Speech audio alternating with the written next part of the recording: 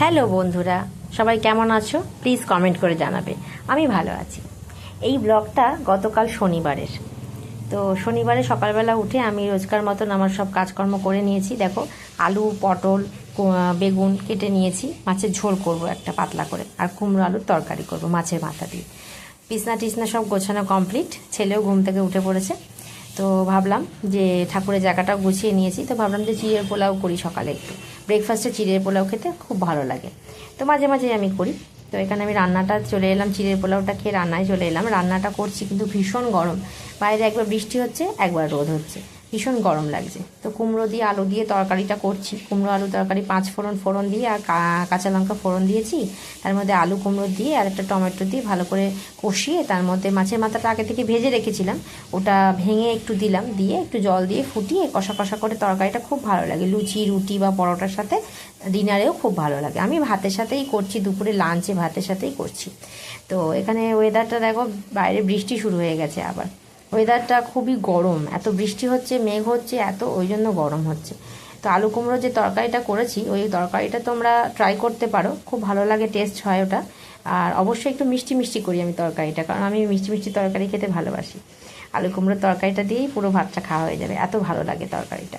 তো দুপুরবেলা লাঞ্চে যে যা যা করেছি তার মধ্যে ভাত, আলু কুমড়োর তরকারি আর পটল আলু বেগুন দিয়ে মাছের ঝোল, রুই মাছের ঝোল। আমি বেশি কিছু রান্না করি না, আমাদের এই 2-3 রকম পদেই রান্না হয় এবং আমাদের বাড়িতে এই খেতে ভালোবাসে। তো যাই হোক, বিকেলবেলা আমার হাজব্যান্ডের অফিসের পর বলেছিল যে একটু শপিং করতে যাব। তো বাজার কলকাতায় শপিং করতে যাচ্ছি।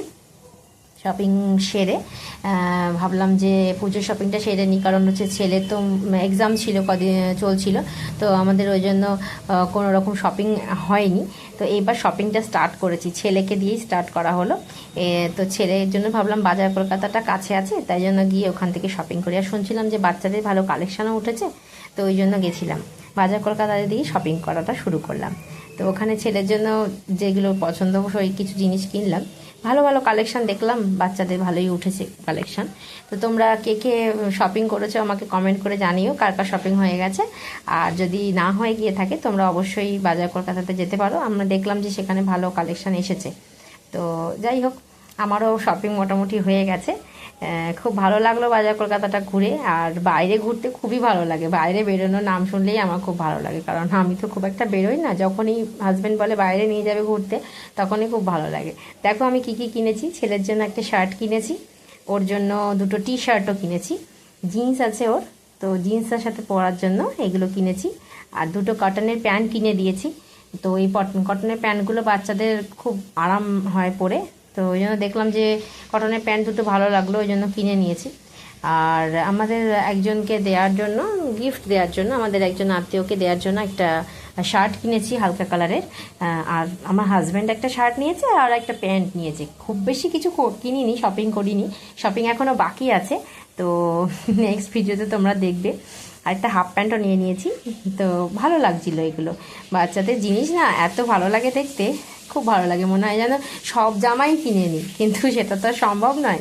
তো তোমাদের আমার ভিডিও কেমন লাগে আমাকে প্লিজ কমেন্ট করে জানাবে। আর আমার ভিডিও যদি ভালো লাগে একটা লাইক করে দেবে, আর চ্যানেলটা অবশ্যই সাবস্ক্রাইব করে দিয়ে পাশে থাকবে। তোমরা যদি পাশে থাকো তাহলে আমি এগিয়ে যেতে পারবো।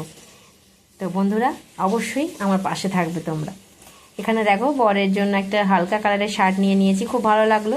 তো এই কালারটা খুব মিষ্টি কালার। তো আমি বললাম যে ও যে প্যান্টটা নিয়েছে সেই প্যান্টের সাথে এটা ভালো লাগবে, ওই জন্য এটা নেওয়া হলো। আর প্যান্টটাও হালকা কালারের নিয়েছি যাতে ওটা ম্যাচিং হয়, খুব ভালো লাগছে দেখতে। তো এইগুলোই কিনেছি আমরা। তো আমার কেনাকাটা এখনও হয়নি, আমার কেনাকাটা বাকি আছে। তো কিছু কিছু কেনা হয়ে গেছে আর কিছু কিছু বাকি আছে। তো ঠিক আছে, থ্যাংক ইউ বন্ধুরা, বাই।